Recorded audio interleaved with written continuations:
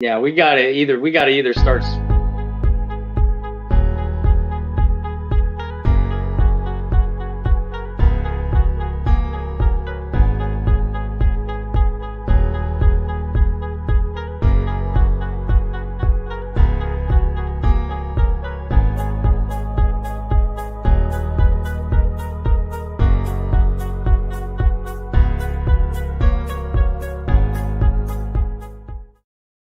I always give Sean a chance to come in. That's why we're always starting later and later. We do need a regular start time, but Yeah, either um, that or we're gonna have to start advertising changes at 9:15 Eastern, 8:15 Central.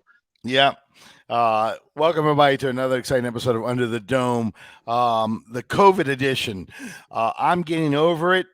I think Bob may have it, and Sean might be laid up with it too. So it's that time of the year. I mean, I think I had the flu Rona.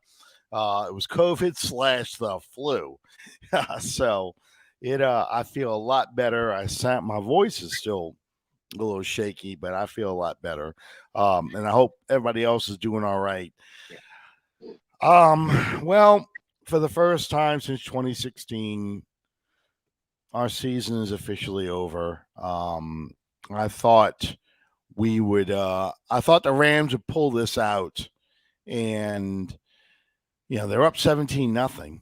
So you think they're going to win this thing. They have a shot at winning their division, at getting a higher seeding, and they pulled the Falcons on us. They blew a 17-3 lead and lost in overtime.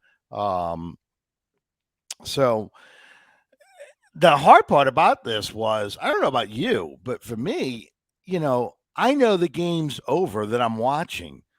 So I'm paying more attention on Twitter and in the upper corner box of my TV at the score of the 49ers Rams game, that I'm thinking, yeah, we got this game wrapped up. I'm not even, that bullshit touchdown they scored at the end of the game. I'm like, wait, how'd they do that? I mean, how do you feel about the game, and how do you feel about us not being in the postseason this year? Oh yeah, well, first I was in the same position as you know. I do a play-by-play chart during the game. So I'm scribbling furiously. But I had my Sunday ticket on double screen, and I had the Saints game on our living room TV, and I slid my phone over to my wife Lauren so she could give me play-by-play update on the 49ers Rams as it was happening. And I caught myself. I'd turn away from from our TV to look at the phone screen, and she keeps saying, you keep working. I'll tell you what's happening.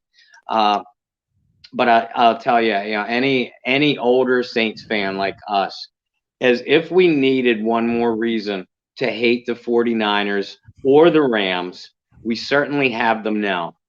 Now listen, I don't hate the 49ers for going out there and winning the damn game. They needed a win to get into the playoffs. And unlike some people, and I'm Mr. Conspiracy Theory, some of it in jest, some of it, some of it serious. I don't subscribe to the theory that the Rams just laid down and gave away that game. They needed the win to secure the NFC West title. And even though the Cardinals ended up losing to give the Lambs that title, LA still needed the win to get the number 2 seed. Now, I really, obviously, and in this day and age of playoff football, the top seed is the only one that gets the bye. But getting seeds 2 through 4 is very important too, because it defines what kind of matchups you're going to get in not only the wild card round but the potential division round. If you slide all the way down to 3 or 4, that means you need a couple upsets to happen to end up hosting the conference championship game. If you're the 2 seed, you only need one upset to happen in the divisional round. So, the Rams obviously had a lot to play for, too. To me, they are just a soft, heartless, and spineless franchise. All year long, they have had trouble. Not just trouble. They absolutely wilt against any team that out-physicals them, which, by the way, isn't hard. That's why the San Francisco 49ers have now beaten them 6 straight games, because San Francisco, say what you will about their quarterback situation, they're still a talented team. And you gotta strap on your chin strap when you face the 49ers, because they will beat you up on both sides of the ball. The Rams can't take that because, like I said, they're soft. The LA Lambs are spineless and heartless.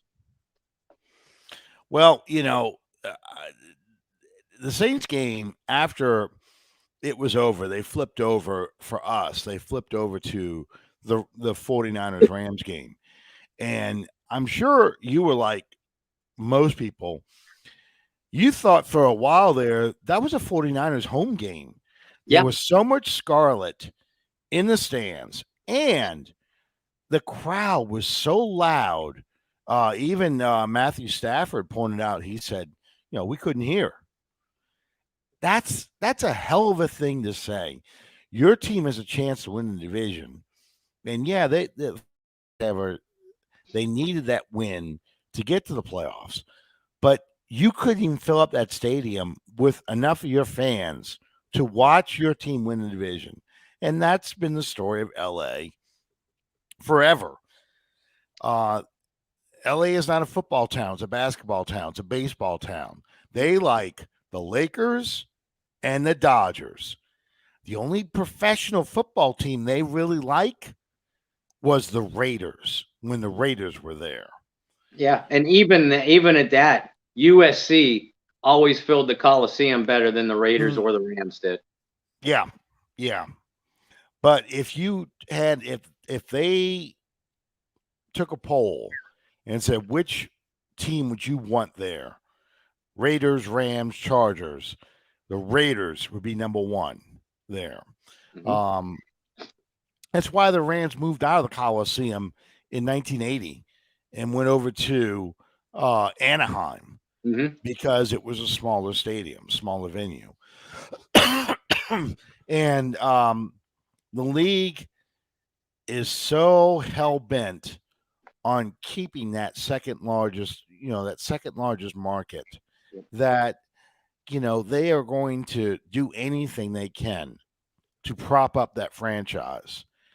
They want it to be like a Lakers game where it's more important to be seen there than it is to have they want a great product there too. But I mean, then the team itself. And what shocks me is you've got all these stars on this team. They try to build a super team like the Lakers, and yet those stars are not producing. No. Cooper Kupp's the guy who's producing for that team. But as far as their defensive stars, Aaron Donald's a great player. Don't get me wrong. He's probably arguably one of the best defensive linemen in the NFL. But Von Miller, where was that pass rush when these guys are doing this to you?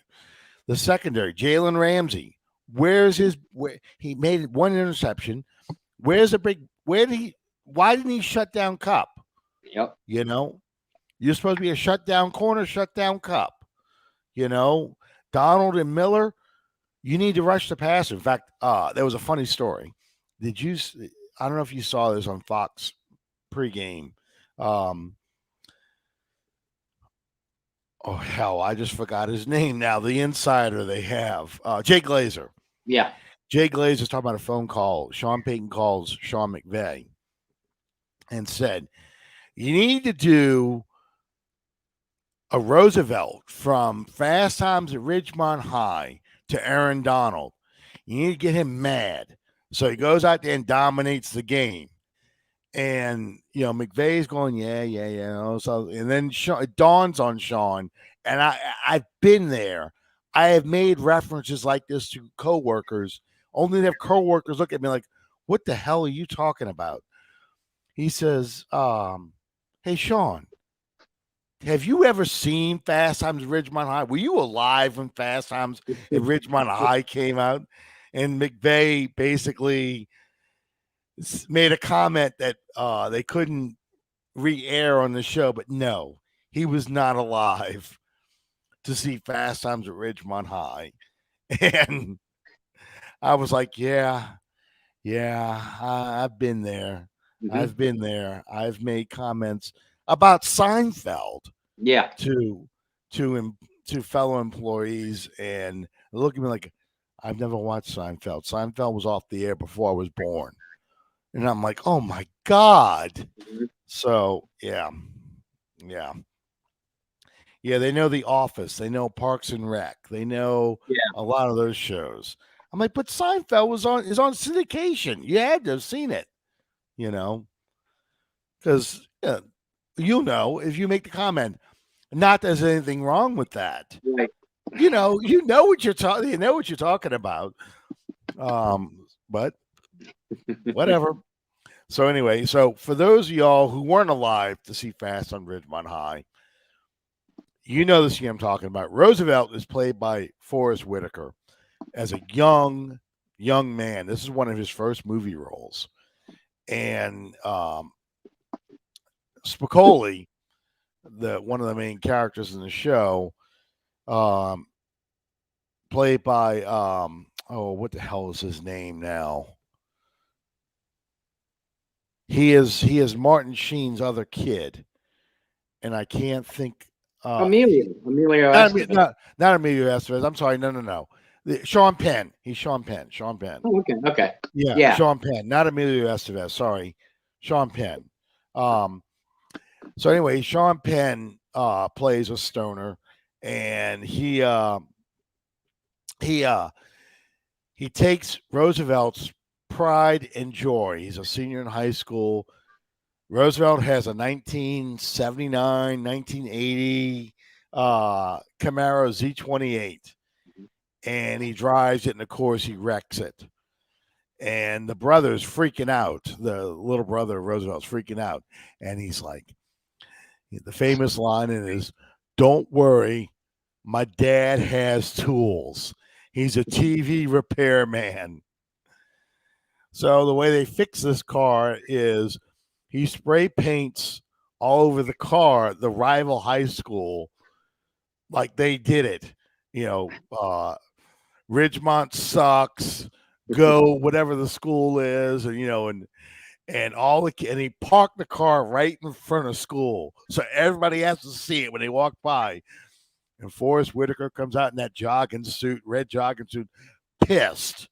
He is pissed, and everybody's like, "Holy shit!" So they cut to the football game that night, and that man becomes a one-man wrecking crew, leaps leaps leaps over the offensive line, will sack the quarterback. One guy goes into convulsions, because he hits him so hard. It's awesome. It is a great scene. So I love that. Calvin, I was upset last night. But Alabama lost their best receiver. And it's funny, you read Twitter, and Saints reporters are like, Jameis Williamson just got knocked out with a torn ACL. And they're like, Saints fans like, shit. Mhm. They don't care about Alabama. They wanted to draft the receiver. Yeah. So, yeah, they got rolled. You lost two of your best guys. Reggie Bush was tweeting about how they should play on grass. And, Reggie's too young to remember this, I know, but people got hurt playing on grass too. Yeah. But whatever. I mean, it's just Alabama it wasn't their night. It really wasn't their night. So anyway, going back to the Atlanta game, and speaking of injuries, Taysom Hill, I thought, much like Jameis Winston in the first Tampa game, really looked like he had finally kind of put a good game plan together for him. He was throwing the ball extremely well, very decisive with the ball. Seemed to have that one deep pass he threw was really good. It's just, poor Deontay Harris is only 5'7". Right. If he's 5'10", it probably hits him. But it just, and then he tore his he got the, how do you say this word again? It's basically you have a fractured foot, Yeah. but it's The a Liz Frank, Liz Frank. I Liz cannot say Frank it. injury. Liz Liz Frank. Frank Yeah, injury is what they were initially reporting, and that's yeah, what and Sean that's Payton had said right after the game. yeah, yeah. So I mean, so if they were to play this weekend against the Rams, it would have been Trevor Siemian starting, probably with Bortles backing him up Hmm. and Book being inactive.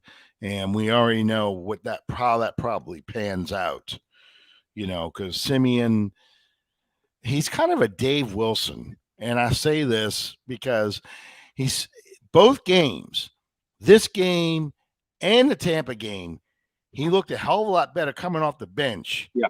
than he did when he starts.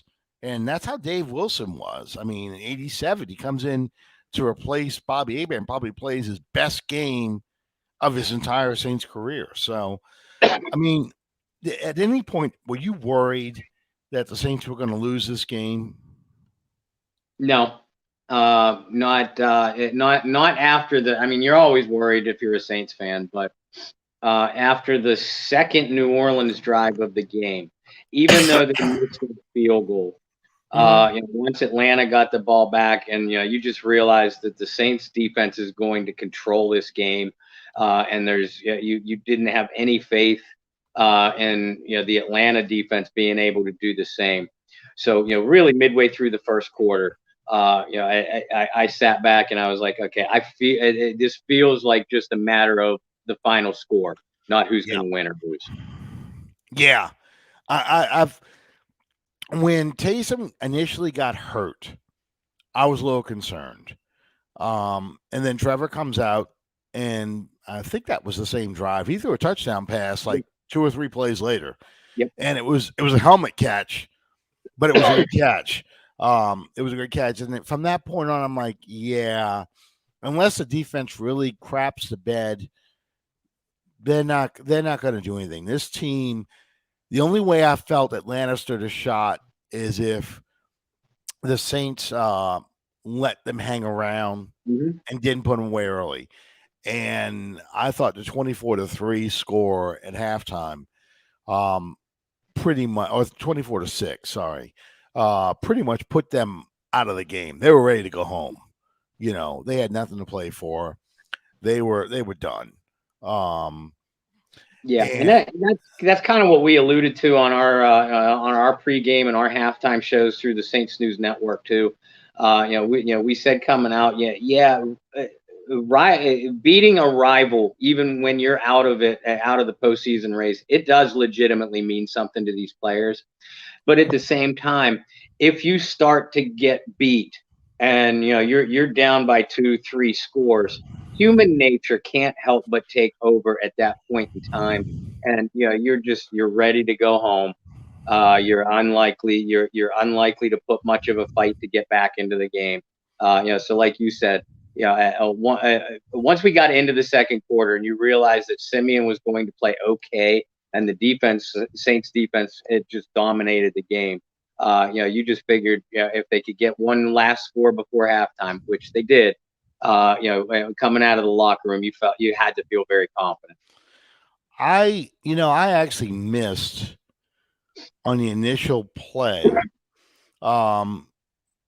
Malcolm Jenkins forcing that fumble, because I had gotten up. I think they'll get something to drink. And I forgot what the heck I got up for. But I gotten up, walked over, and the next thing I know, the Saints have the ball. And I'm like, wait a minute, how the hell did that happen? And I'm watching the replay. I'm like, oh, that's a fumble. That's a fumble. And of all the Atlanta Saints games I have ever watched, I have never seen 3 turnovers on the first play of each drive. Yeah. I've never seen a team do that. That Paulson Adebo interception was just a thing of beauty. That was gorgeous. That's the kind of interception that you usually see teams make against the Saints Right. or other teams make, and Saints cornerbacks drop it. Yeah. But that was amazing. That was amazing. And then the last one, the same guy puts the ball down on the ground. So Mhm. I go immediately to the Falcons Twitter and I start reading their comments. And they're like, oh, for the love of God, please end this now. End this season. I only want to see if Kyle Pitts gets the record. Yeah. And that's all I care about. Please end this game. This is torture, So it was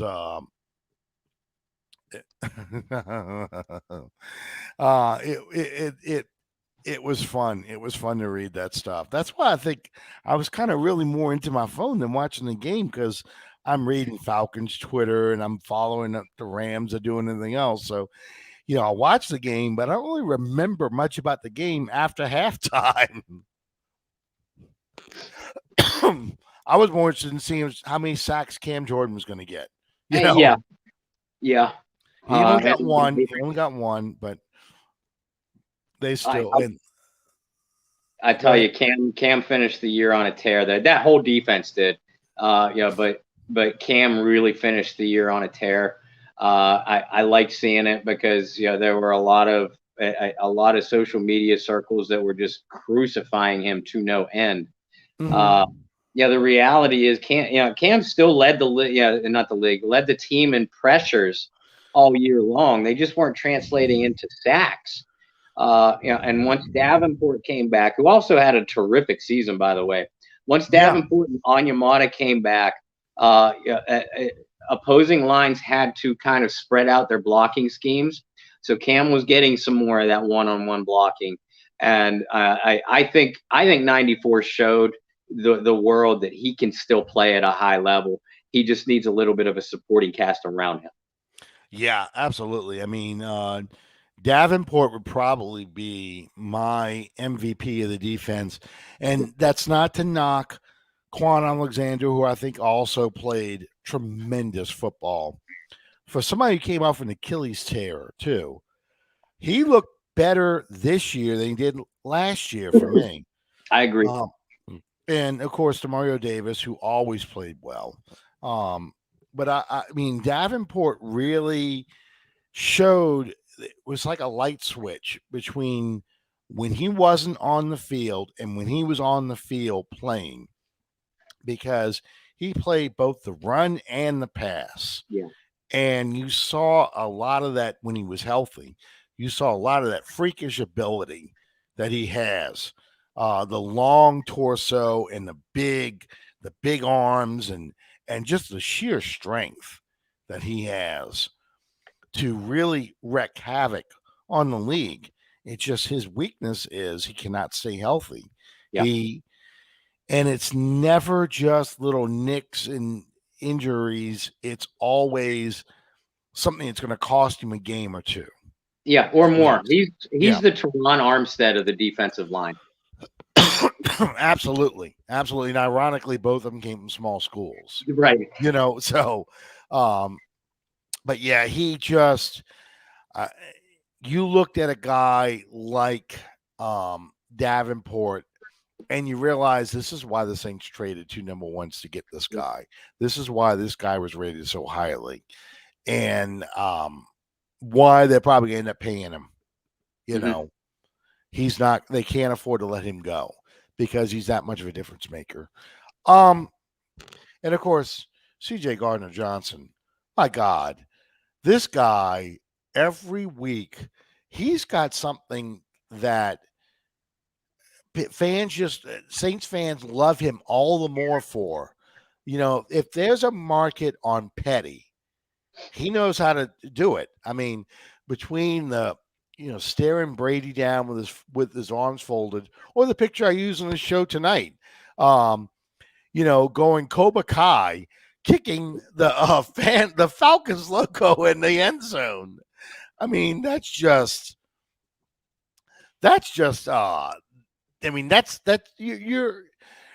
every fan's dream to be able to do what he's doing out there. So. Yeah, and I mean he is like a big kid, playing out there. But I'll tell you what, he is an emotional spark plug for that defense. They are a different unit. When he is on the field, he doesn't have. And what? And I'm a Florida Gator fan, so I like Gardner Johnson back in college. the thing about him though, he's good in coverage. He's not great. He's good in run support. He's not great. He's developing into a very, very good blitzer.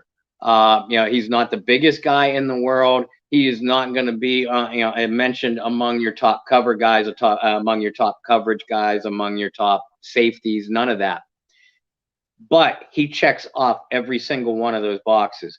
You look at a stat line for Chauncey Gardner-Johnson after a Saints game. He's got a check mark in every single category. Pressures, maybe sacks, passes broken up. He's among the leading tacklers, tackles for loss, et cetera, et cetera. He is just a difference maker on the football field. And there's something about his swagger too. And I'm not a big fan of that word, but the attitude, like you said, the attitude he brings to this team is infectious with the rest of them. He makes everyone else confident, and honestly, Chauncey Gardner-Johnson did not have a good start to this season. No. And then he gets injured. And it's like when he comes back from his injury, it's almost like he spent all that time watching himself and watching film, and he became a much, much more effective player of just all around, just awareness. He's not getting beat on the crossing routes. Then he's not letting them pick him off with natural, the quote unquote natural rubs, right, the illegal pick plays. He's timing his blitzes perfectly. And, the more success he has, the more swagger he's out there strutting and talking shit and everything else, and the defense feeds off of that, I have no doubt that the little salute they do where they smack hands and do that whole bit, that probably comes from him, I can see it. And the defense, the entire Saints sideline was dancing and joking and laughing in the middle of the second quarter against the Falcons. And, maybe that's why I had the sense that, this New Orleans team is not going to lose this game today. Mike Haas before the game started says there's a lot of red out here today. Red empty seats. It's true. They were at the Georgia game. They all flew to Indianapolis. The Falcons just don't have that kind of support. Nope, so Sean asked a question. Has Matty Ice played his last game as a Falcon? No. I don't believe so. I talked to a Falcons writer for SI.com. He doesn't believe so. Kyle and I interviewed Steve Weish, who is very close to the Atlanta Falcons. Steve doesn't believe so. Now, obviously, every single one of us could be wrong. But the Falcons are still on the hook for somewhere in the neighborhood of $43 million next year. And they have zero contingency plan. They don't have a high enough draft pick to move up to get a quarterback.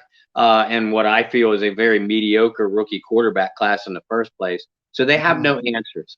So unless Atlanta comes out of nowhere to make a deal for a Russell Wilson, Aaron Rodgers, Deshaun Watson, then they have to go into 2022 with Matt Ryan as their quarterback. And if you give Matty Ice the protection, he's still an above average. He'll still put up numbers on you. But Atlanta's never been able to protect him. The reason why he shined is because he's always had a Julio Jones, a Calvin Ridley, a Roddy White. He didn't have those this year. Russell Gage is good. Cordero Patterson, they used him really well. And Kyle Pitts is going to be a monster, but not there yet. So, he had all these not there yet weapons and still no offensive line to protect him. I don't think Matt Ryan has a long-term future in Atlanta, but I do believe he'll be the quarterback in 2022. Yeah, I feel the same way. Unless they pull off some sort of trade or figure out a way to trade up to draft, maybe a Matt Corral, those guys with Georgia is like Saints fans with LSU. They would want Matthew Stafford if they could get him, because he's a Georgia quarterback. But I don't see many options, and I think Falcon fans are going to be upset about that. But if you look at, beyond Julio Jones and Calvin Ridley and those kind of weapons he had as a passer, Matt Ryan's most successful teams or successful times have been when he's had a running game. Yeah. And that's something that he has not had except for the Super Bowl year. They have never, ever really, they've always gone to the washed up Rams running backs, for example. They did it 3 times. They did. Eric Dickerson finished his career with the Falcons. They brought in Steven Jackson after the Rams pretty much had used him up, and then they bring in, with his bad arthritic knee and all, Gurley. Thank you. Matt Chubb kept coming to mind. I'm like, no, not Chubb, Gurley. The other Georgia running back. Yes. You bring in Gurley, and again, he's not the player he used to be. And all the running backs they've drafted have been late round picks. They're like trying to find their own version of Pierre Thomas somehow. Yeah, they had Michael Turner at one point. And for a couple years, they were really good with Michael Turner. Mm-hmm. But, the offensive line wasn't good enough. But you just had something, and that's what made Matt Ryan deadly, was when he could do the play action pass off the running game.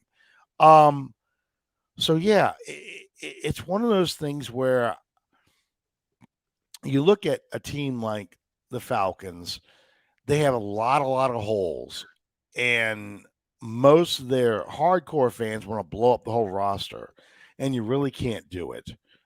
You don't have the draft. You don't have the cap space, first off. You can afford to do that. And you really don't have the draft capital to go up there and go get these players. You have to lose a lot more. Here's a question someone's asking. Calvin's asking, can the Saints pry away Calvin Ridley from the Falcons? Nope, absolutely not. Would you trade within your own division? You don't see it happening. Yeah. And especially to your most bitter rival. Right. It's not that Ridley can't play. I'm actually a big fan of his abilities. First of all, his head's got to be right. I mean, remember why he stepped away in the first place. The only way Calvin Ridley would end up in a New Orleans Saints uniform is if the Falcons outright released him. And while that would be an idiot move that would give us another reason to point and laugh at the Atlanta Falcons, I don't even think Atlanta is that stupid. Thank you, Jerry. Yeah, I mean, exactly. That we were just talking about, they don't have the draft capital. That's probably one of the best assets they have left to really trade away. Outside of starting to take that defense apart, and you want to trade Deion Jones, you have to trade. If you're going to trade Ridley away, you have to trade him for draft picks, because you need draft picks to replace him. You're not going to trade him to the Saints because you don't want to have to see him twice a year for sure. Put it this way: if your rival is willing to trade you one of their top end players, the first question you should be asking yourself is, what's wrong with him? Why would they want to give him to me? So it'd be all kinds of red flags for me. Only the Falcons can lose a game by scoring a TD. I told you guys a couple weeks ago. I think I did it to Sean. What team scored the fewest amount of points without getting shut out? The fewest amount of points you could possibly score in a game, a playoff game, and it was the Atlanta Falcons. Bob, do you remember how many points it was? Yeah, it was 23-2 against the New York Giants. There you go. Yeah, I loved every minute of that. I mean, the whole time you'd have thought I was the biggest Giants fan in the world, because I kept screaming and yelling, hold them to keep them at 2 points. This is just too funny. Yes. Never I mean, and the thing is, it's just like the 28-3 thing. It will always get brought up in a playoff game because it happens in a playoff game. Yeah. You know, the largest comeback in playoff history, not counting Super Bowl, largest comeback in playoff history will always be Bills Oilers. You know, the Bills coming up against the Oilers, coming back against the Oilers. That will always be shown. Yep. You know, it's like the Immaculate Reception. If it happens in the postseason, it's going to be remembered forever. Let's see your hands, another one. You know, so the 28-3, you did it in a friggin' Super Bowl. This doesn't just get kind of glossed away because thanks to NFL films, teams go on, you know, you got 2 weeks before Super Bowl, you know, between the NFC and AFC championship games and the Super Bowl, they're going to fill up that airtime by re-showing old Super Bowl footage. And what are they going to show? They're going to bring it up every time. And now, when a team is down by 20 or more points, largest comeback in Super Bowl history is when the New England Patriots came back with 28-3 deficit. You know, so that's your legacy. 25 points. You've made a drinking game out of yourself, which I just think is hilarious. I love it. I really love it. And, you know, I think that game broke that franchise. It really did. So. And it's taken them a long, long time to recover because, yeah, Shanahan left and went to the 49ers, but you've now gone through 2 coaching staffs and your team is still a mess. You know, you still can't figure out how to fix this team.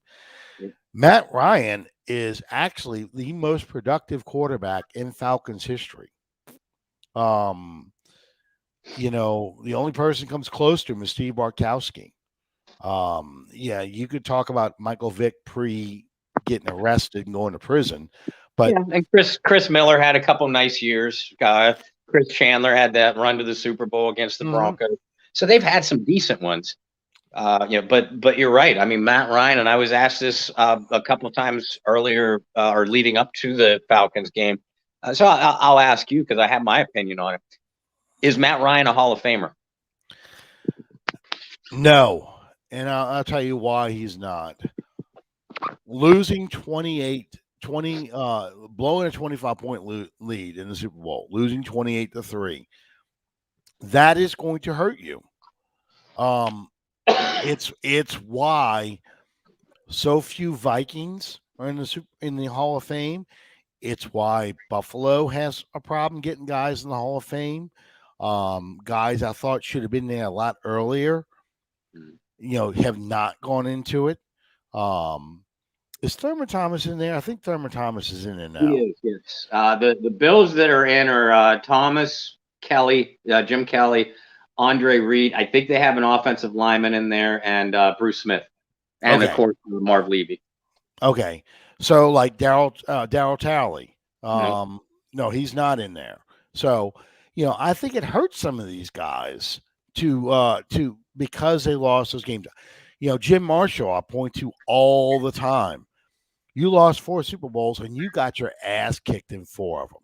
You know, it wasn't even that Jim Marshall, and he was an undersized defensive end, but those are the things that stick with people.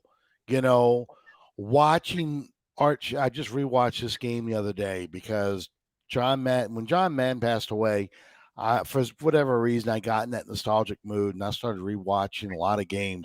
I rewatched Super Bowl 11. That's on YouTube. I watched the Sea of Hands game. It's so funny. The Sea of Hands game, that's definitely a game like you scored too soon. You know, you gave Kenny Stabler one last shot. But I watched a lot of those games with names and it goes to the post. And, you know, the lasting image of just a simple play, Clarence Davis going to the right side behind Art Shell and Gene Upshaw and just totally leveling Jim Marshall. Jim Marshall only even had a stat in that game. He was so dominated. You know, and so in that case, that hurts them. Yeah, I believe Steve Tasker does belong in the Hall of Fame. I mean, Yeah. he's a special teams guy. He made special teams. Most people didn't pay attention to a JT Gray kind of guy until Steve Tasker came Mhm. along. If you think about it, um, okay, the other linebacker, the one who has a funny name, I can't. And I always mispronounce it. Foysaid Aluaquan. Yeah, And yeah, yeah, he is a stud. I would love to have him. yes, yes. Um, yeah, probably so. Um, but yeah, so that's why I would say he doesn't go. He doesn't go because he's got a lot of regular season stats, Mhm. but they're comparable with a lot of his peers. You have to get at least one Super Bowl ring to kind of get over that. See, I agree with you to a point. I think Matt Ryan will end up being in the Hall of Fame. Yeah, it won't be on his first try. It'll probably be after a handful of years, similar to what Fran Tarkenton did. And Fran Tarkenton led the league in every conceivable passing category when he retired from Minnesota. Yeah. But I think Ryan will be in because of those numbers. And we do live in a video game age society that's the Hmm. first thing they pay attention to. But having had the Super Bowl failure, on such a grand stage, as you pointed out, that's what's going to hold him back. And it's those kind of things, and it's not really fair. It's those kind of things. It's the reason why Marcus Colston wasn't held in higher regard because he only Hmm. had one Super Bowl. It's the reason why Sam Mills, Pat Swilling aren't in the Hall of Fame yet. It's the reason why I don't think Ricky Jackson was a first ballot. No, So no. it's the reason why he had to wait a couple years. It's the reason why people don't talk about Jim Mora or the late Dan Reeves, and I consider those two coaches very very comparable, or even Marty Schottenheimer as Hall of Famers because of the postseason, or in Reeves' case, Super Bowl failing. It's not fair, but it's something that players and coaches will ultimately get judged by. But I think Matt Ryan, because he's a quarterback with big numbers in today's game, I think that's why he'll sneak in. Well, I'm glad you mentioned Dan Reeves. Sean and I talked about him last week, and I know you were out, not feeling well. But um, give me your thoughts about Dan Reeves. What you thought of him, not so much as a player, because like Madden, a lot of people forget that Dan Reeves was a player. They just know Dan Reeves, the coach. Um, so, what was your opinion of Dan Reeves since you were a Broncos and an Elway fan? First of all, Dan Reeves as a player was the Taysom Hill of the 1970s, a less athletic Taysom Hill. Dan could just do that many good things for the Dallas Cowboys. But Mhm. you're right.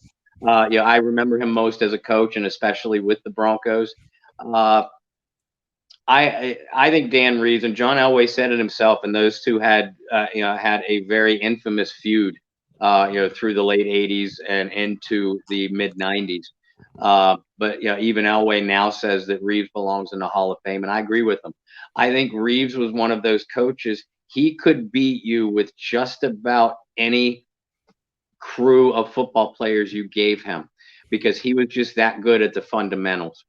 A lot of people, myself included at the time, felt that he held Elway's production back. Instead of turning him loose like we were seeing with Dan Fouts, Joe Montana, Dan Marino, that Elway could have, and probably should have had a lot better numbers. While I believe that's true, I also believe that Reeves knew that the key to winning football games in the '80s, was good defense and a balanced offense. You look at the Bears, the 49ers, we talk about Montana, but as Saints fans, I don't have to tell you how good those running games and defenses were. Those were the kinds of teams that Reeves was trying to build, and he built the AFC's version of it. Denver went to 3 Super Bowls in 4 years and 5 AFC championship games in 7 years. So they were as dominant an AFC team in that era as you could be. It's just when they ran into those bigger, badder, more complete NFC teams that their flaws were sort of exposed. But outside of that, if you put, and I believe all of them should be in, Bud Grant, Dan Reeves, Marv Levy, all of them were dominant in their own conference, in their own eras until they got to the big game. And I think it's a travesty that none of the three of them are in the Hall of Fame. And I take that back. I actually think Levy is, but Reeves and Bud Grant are not. Well, yeah, Bud Grant's in there now, but yeah, Bud Grant is in there. It took him a long time though to get in. It's about that time of the year because football used to end in December and the playoffs would start in January. The anniversary of the drive is coming up. It should be any day now. Might have been today. It's the 13th, I believe. Okay. All right. So I can remember watching the drive happen and not believing what I was seeing. It was given where they started that drive, like inside the 5 in Cleveland, the dog pound's end zone, if I remember right. I don't think they were heading towards the dog pound. No, they were coming out of the dog pound's end zone. I was waiting for Michael Dean Perry to sack Elway for a safety.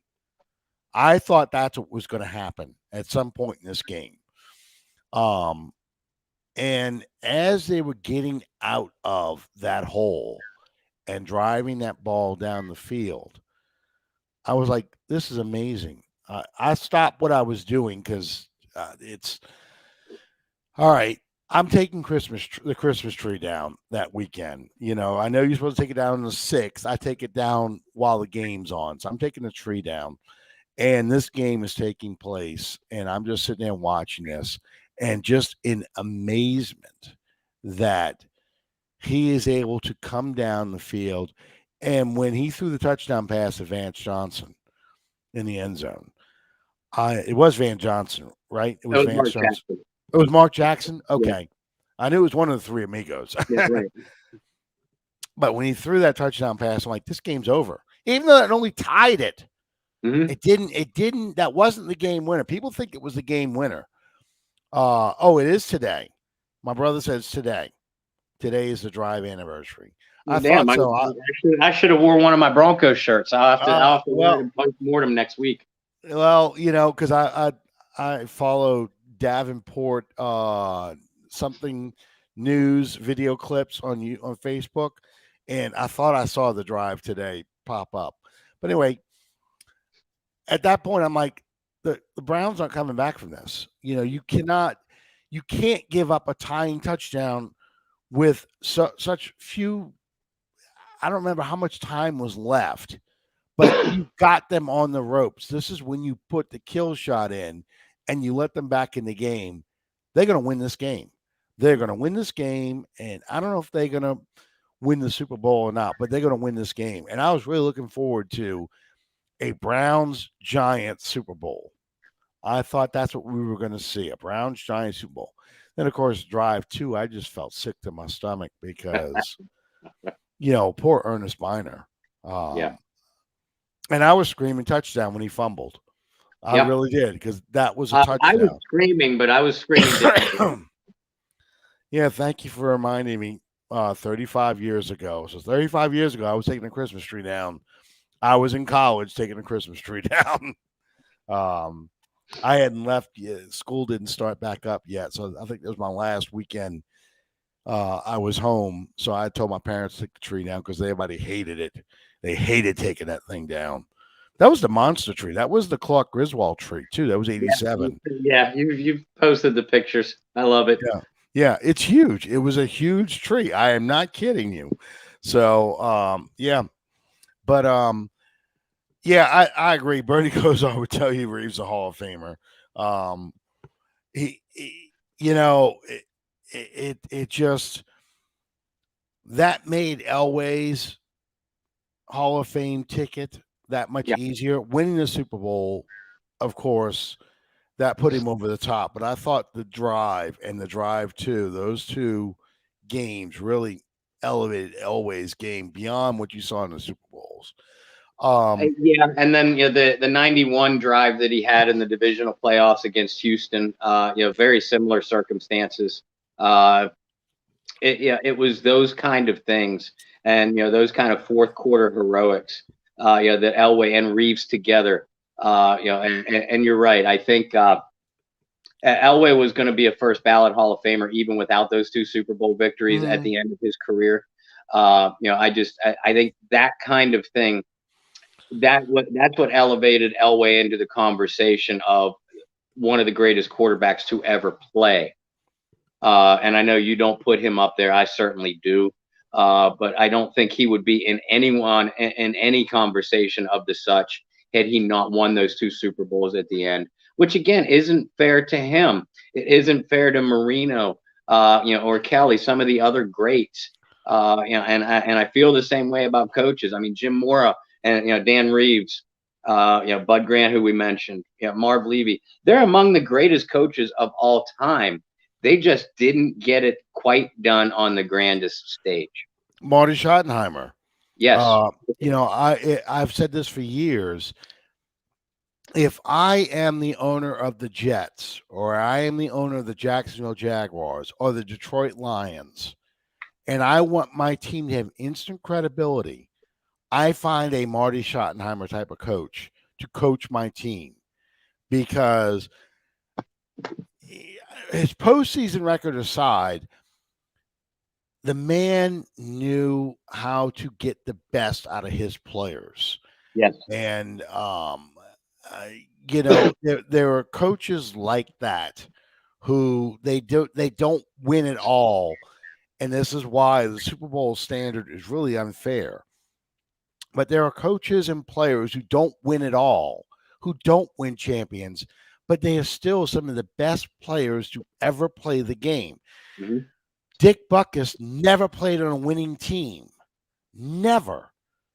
And yet he is the definition of a middle linebacker. Yeah. And I think in today's culture where, winning is everything, a lot of guys kind of get thrown aside because they didn't win it all. They don't have that championship ring. And you kind of lose perspective of how good of a player this guy really is because of that, and that's why, that's what started this whole conversation. Matt Ryan, what has Matt Ryan done that makes him stand out from the other quarterbacks of his era? And it's hard because he plays in an era with a Tom Brady, an Aaron Rodgers, a Peyton Manning, a Drew Brees. And, what do those guys all have in common? They all have rings. Okay.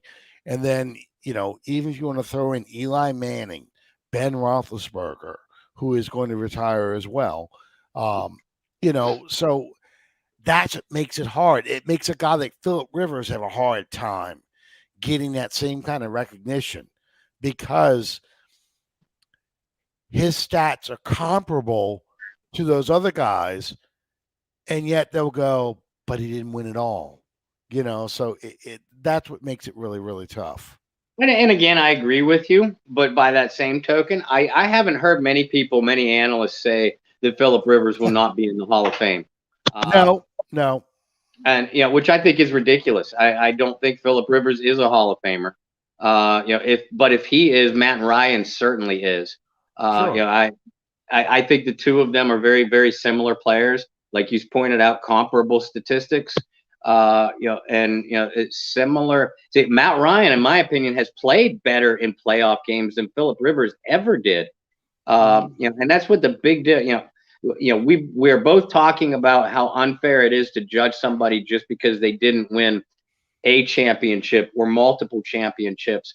But we also look at Elway played great in the playoffs. Reeves and some of Moore's teams, they played tough playoff games, but they didn't, if you pardon the expression, they didn't shit the bed like Phillip Rivers did in almost every single one of his playoff appearances. And there is the subtle nuances, but there are key differences, in my opinion. And yes, I believe Ben Roethlisberger is a Hall of Famer because of his performances in the playoffs and the Super Bowls. Yeah, if he only won Super Bowl 40, probably not. Correct, I agree. But the Super Bowl 43, when he threw the game-winning touchdown pass to Santonio Holmes, that whole drive, that was Ben Roethlisberger. Oh yeah, that was peak Ben Roethlisberger. So I think that's what people remember more than. And honestly, the other thing I remember Ben Roethlisberger for, on the field, is the tackle. yes, to get to Super Bowl 40. If he doesn't make that tackle off of the Jerome Bettis fumble against Indianapolis, the Steelers don't go to the Super Bowl. Right, they lose that game. They lose that game. So yeah. So Roethlisberger, he's going to go because of his performance in Super Bowl 43 in that whole year. And it's funny. He and Eli both have rings. Rivers does not. But if you were to stack them as far as who is probably the best of that group, Eli probably comes at last. I'd say so. And Eli, again, because the Super Bowl is such a large stage, his career has been pretty much boiled down to 2 Super Bowl appearances. If you think about it, I mean, this was the argument I had about Emmitt Smith a long time ago.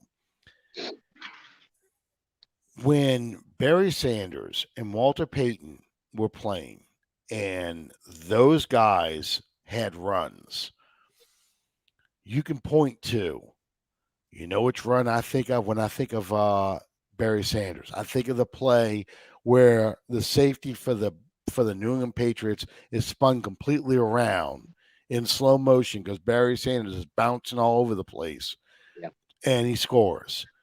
I think of that play when I think of Barry Sanders. When I think of Walter Payton, I think of 2 runs. I think against the Lions, the one where he bursts through the hole, touches the ground with his hand, bounces back up, bounces off players. They're dragging him, and he is still getting yards.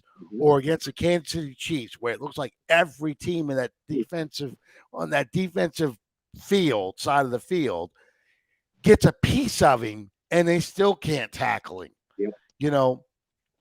But when you think about Emmitt Smith, you think about the Great Wall of Dallas, how nobody touched his ass until he got into the secondary. Mm-hmm. What's a great run of Emmitt Smith that you think immediately that's a quintessential Emmitt Smith run? The only one I could think of, I think it was the '93 season. He dislocated his shoulder in the season finale against the Giants. And he played, and Emmitt Smith was a terrific running back, as tough as they come. But I see your point, and I completely agree with you. But that's this signature Emmitt Smith run was somewhere in that second half when his shoulder was, he could only move like that. And he was brought down by, and I can't believe I remember the defender's name, Greg Jackson, number 47. Played for the Saints. LSU player and played for the Saints. That's true. But even at that, Jackson tackled Smith, and Smith landed on his shoulder on that frozen Meadowlands turf. But that was 25 yards down the field because nobody had touched him up to that point. Right. It's exactly that. Emmitt Smith is a Hall of Famer. Mm-hmm. There's no question about it. But and I see the point that you're making. Does he deserve in the upper echelon because he made those different, those game changing, those imagination grabbing plays? No, he did not. He never did. And I think that's, and I'm not, I can hear it right now. Emmett Smith fans are probably like going, "You're just a hater because you're the Dallas Cowboy and all this other stuff." I can't believe I hear something so stupid. That, a guy who's the all-time leading rusher in NFL history, you don't think he's that great of a player. What I'm talking about, though, is, and it's because of NFL films. Yeah. We have to give NFL films credit. You have images in your mind when you say a player's name. This is what I'm thinking of. Going back to Super Bowl 11, Willie Brown, you can just see him moving in slow motion in the Super Bowl after he made that pick six. That's what NFL Films does for people. And as a result, this is what you expect out of these players, and they have these Hall of Fame plays that they make. And Barry Sanders was a great example of that. Somebody who is just a guy who's bouncing off of people, stopping, starting. You got guys flailing at air trying to tackle him. And you're like, this is why he's a Hall of Famer. This is what made this a great running back. This what made this running back somebody where everyone stopped what they were doing to watch this play. Mm-hmm. And to me, that's kind of what happens now when you get into this modern era where you have so many players with similar statistics. You have to stop and think now, okay, so let me think of a play or a game or something where I can sit there and go, okay, that was this player's signature moment. I hate him. I cannot stand Terrell Owens. But I can tell you a Terrell Owens signature play against Green Bay Packers. I could bring up a few, but yeah, against Green Bay Packers in the playoffs, he drops every pass in the game except for the touchdown pass to win that game, and he's crying at the end because he made that catch. That's a Terrell Owens signature play. Randy Moss, the Dallas Thanksgiving game, 3 catches, 100-something yards, 3 touchdowns. I mean, just, you think about those kind of games, those plays where they just stand out to you. Going, okay, that's a signature moment. That's the play. When I think of that player, if I'm going to pull up Earl Campbell, didn't win a Super Bowl, didn't win anything. What's the one play you think of when I say Earl Campbell's run? What play do you think of? Miami Dolphins, Monday night. Oh, good one. Good one. I'll tell you which one I think of. Isaiah Robbins, Los Angeles Rams. Yeah. Perfect position to make the tackle. Campbell lowers his head, hits him between the 5 and the 8. And Isaiah Campbell just caves in and falls over like a child. And Campbell just keeps going, and they got to rip this is back in the era of the tearaway jerseys. Yeah. They ripped the jersey off of him, and he's still running. That to me, that's signature moment. I mean, you see that play? The only player I can think of that could do that to somebody in today's game is Derrick Henry. Yeah.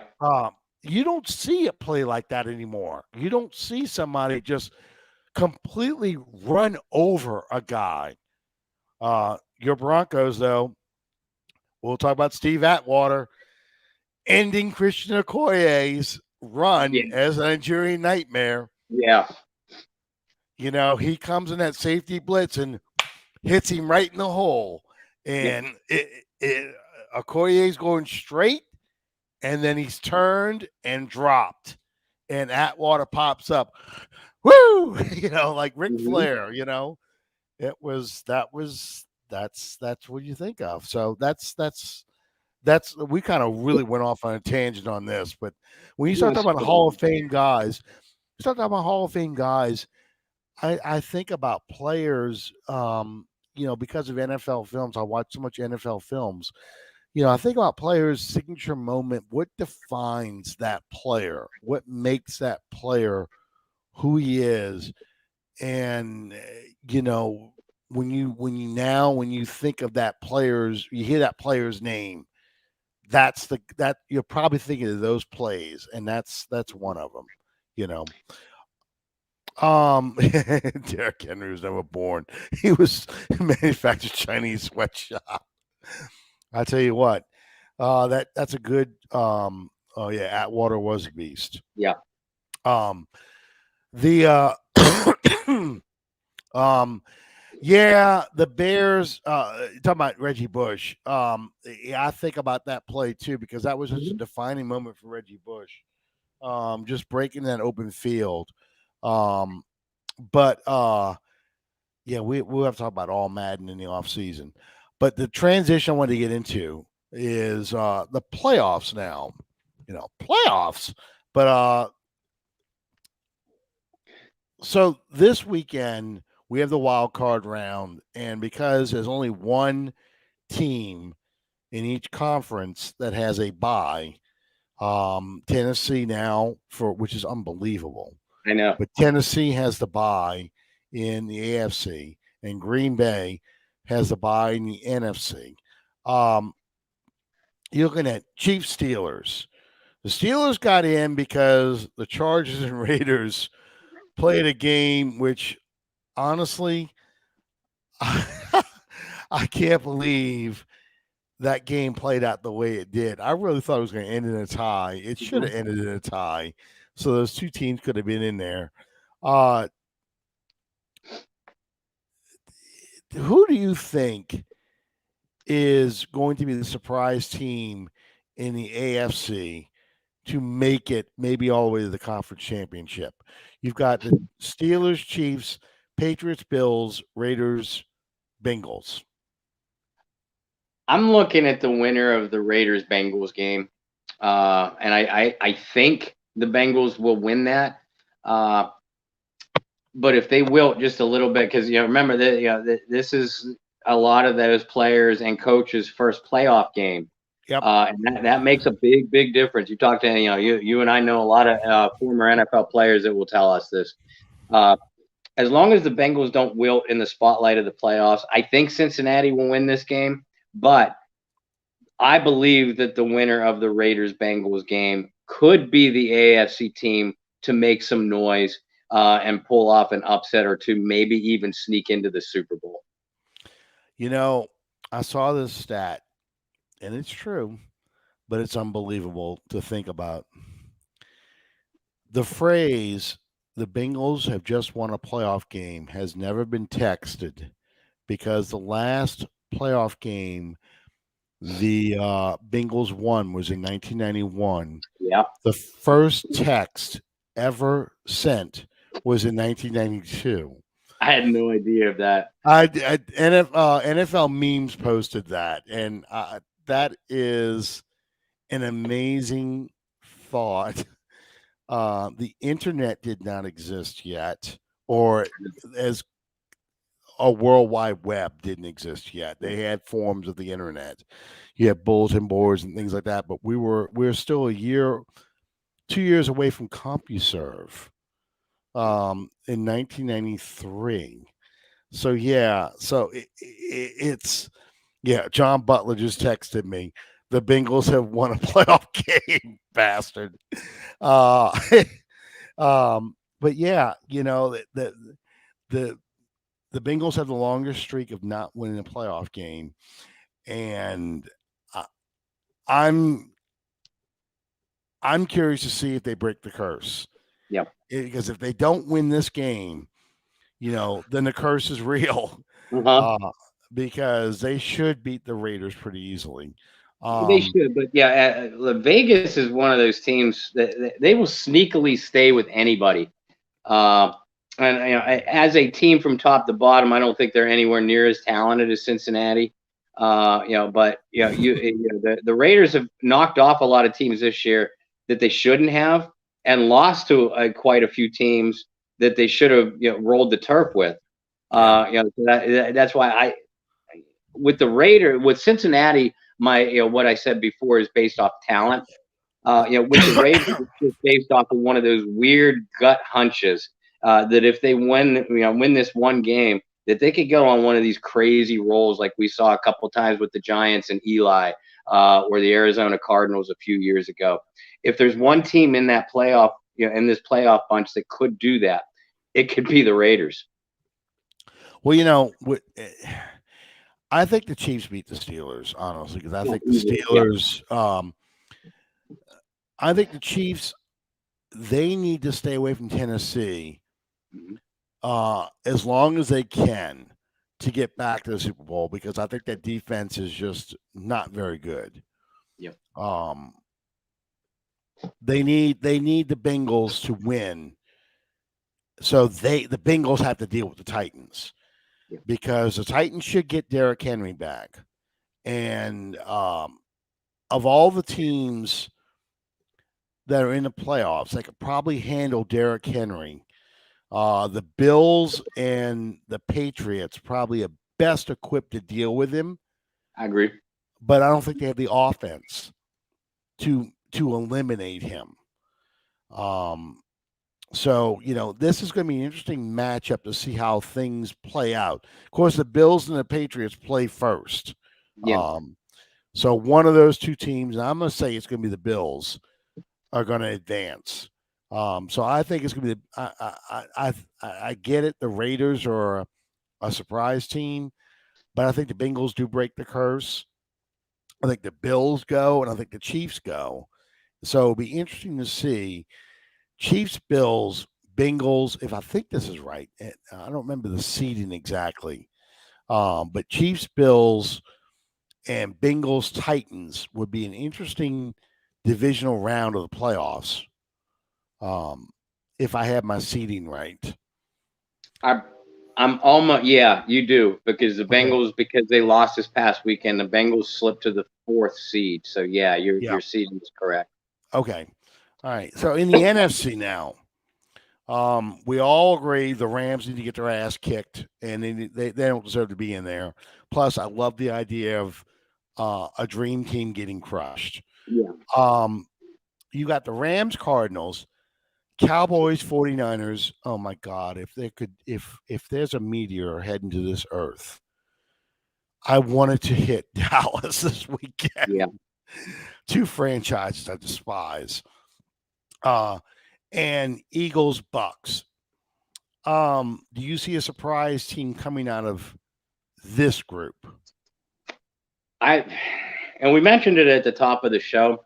I don't know if I'd call the 49ers a surprise, because they are the one team that nobody wants to face. They are getting healthy at the right time. Their issue is you don't know what you're going to get at quarterback, from either Trey Lance or Garoppolo. And Garoppolo is going to be the starter, obviously. Mm-hmm. If they get decent quarterback play, they have the team to go to the Super Bowl. But at the same time, I said about 6 weeks ago, I said that Dallas was playing like a Super Bowl contender, and I haven't. If Dallas can get right in the head, they have the Super Bowl talent, but that's the problem with them. Yeah. I believe that the winner of this game, has the capability to go to the Super Bowl, but I don't think they will. And I will hesitantly go with the Cowboys in this matchup. Other than that, I see Tampa Bay rolling over Philadelphia very easily, because what Philadelphia does best is what Tampa Bay stops best. That, and you have to factor in the Goodell factor. Betty White assassin Roger Goodell. That's why I wanted to come on last week. I wanted to use that last week, but well, now you can accuse him of killing the dad from Full House. You know what? Earlier in the show, I was gonna throw out a Bob Saget assassin, Roger Goodell.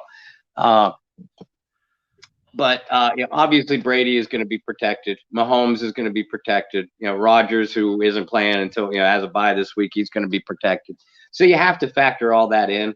But I think the Eagles are going to get rolled against Tampa, and I think that I will hesitantly go with Dallas against San Francisco. Okay, so I consulted my expert here from an old movie from 1939. I think he can probably describe the Dallas Cowboys best of all. The tinsmith forgot to give me a heart. No heart? No heart. No heart. That's the Dallas Cowboys in a nutshell. I don't know if you could hear the Tin Man or not, but yeah, no heart. I Dallas has always had the talent, but I think the 49ers win this game. I really do, because I think Dallas probably jumps out on them early, and it looks like it's going to be a Dallas Super Bowl. And then just like the previous week, I think that Shanahan, as crappy as a play caller he is, Yeah. I think Mike McCarthy's worse. And Yep. I think that'll be the difference. So I think the 49ers win that game. And that's going to be another stadium that you're going to hear more 49ers fans than you hear Cowboy fans. Very true. The Eagles-Bucks game is intriguing to me because the Eagles have the potential to upset that game, to get an upset out of that game. The thing is, though, the Eagles have to be able to control the clock and run that football. And they have to be able to run the football with their RPO stuff. If they can't do their RPO stuff and they make Jalen Hurts sit back there and throw the ball 40 times, Tampa's going to win that game. But I'm curious to see if Tampa can get Fournette back for this game. Because otherwise it's going to be the Brady Gronk show again. Right. But in the secondary, I don't think Tampa's secondary is very good. The other game, Cardinals-Rams, who's going to blow the lead first? Because neither of those teams, I think, are Super Bowl contenders. Nope. And the Rams were my preseason pick to go out of the NFC, and I haven't backed off of that all year.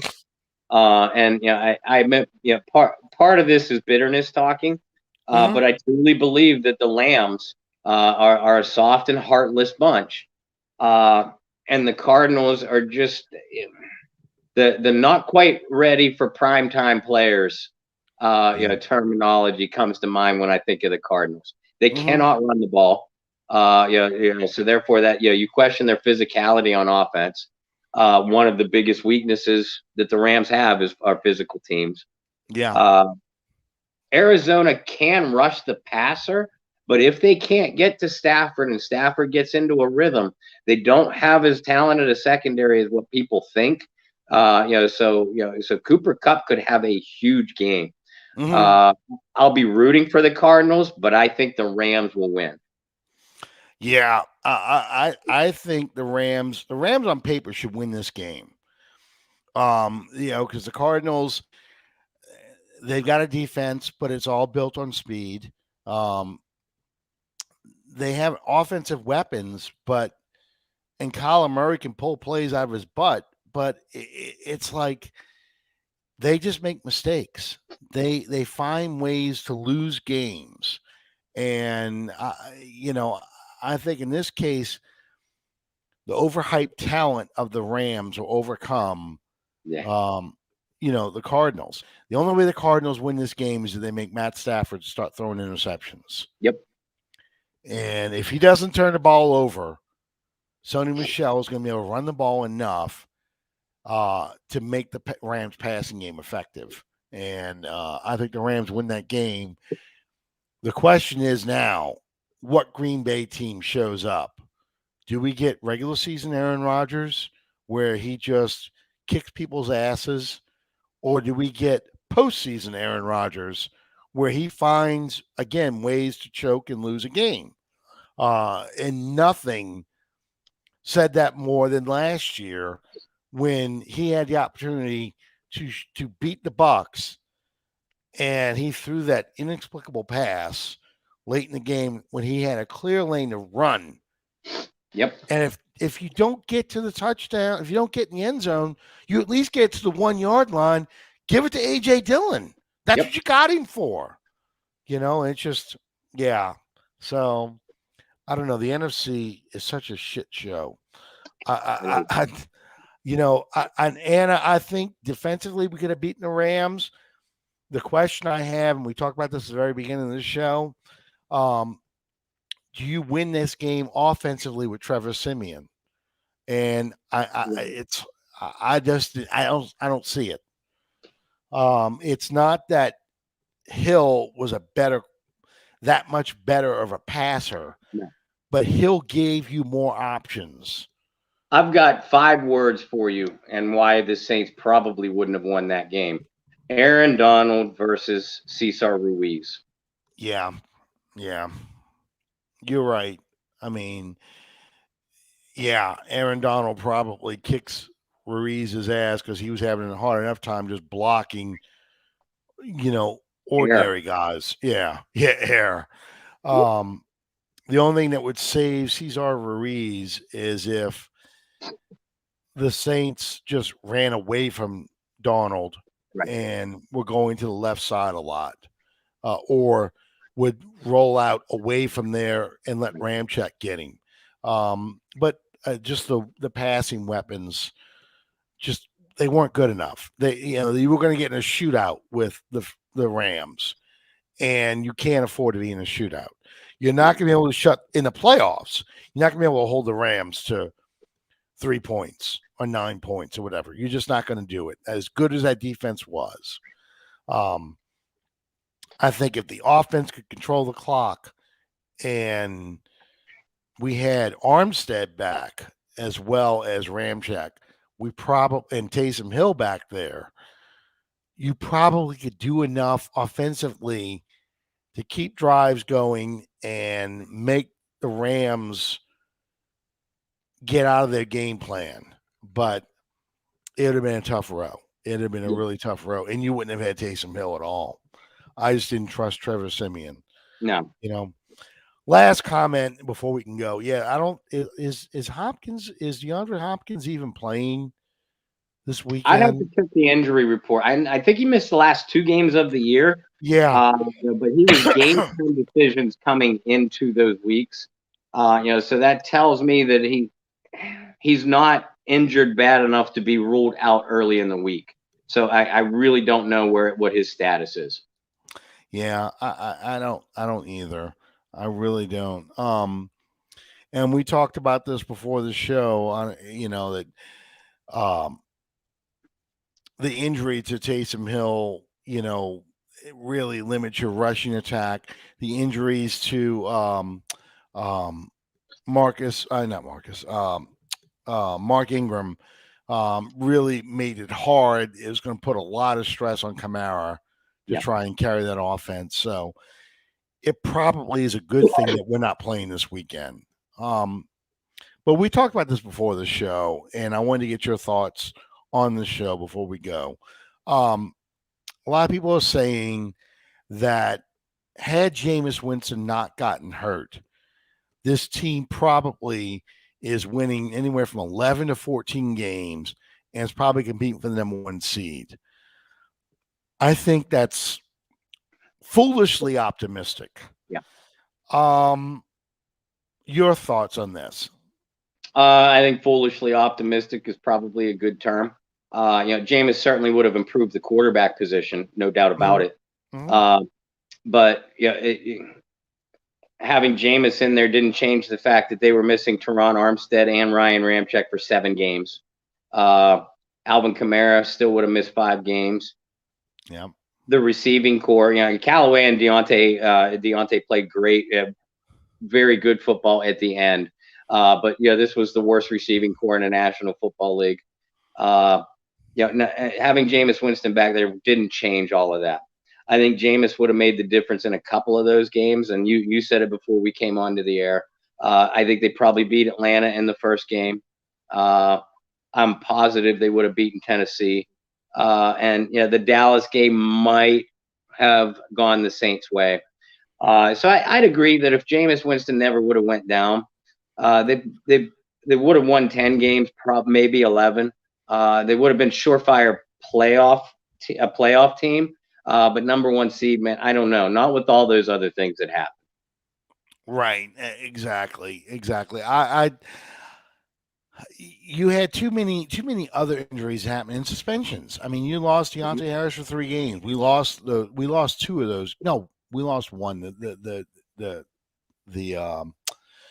Dolphins game. You had the Dolphins game would have happened. The COVID game. Yeah. We talked about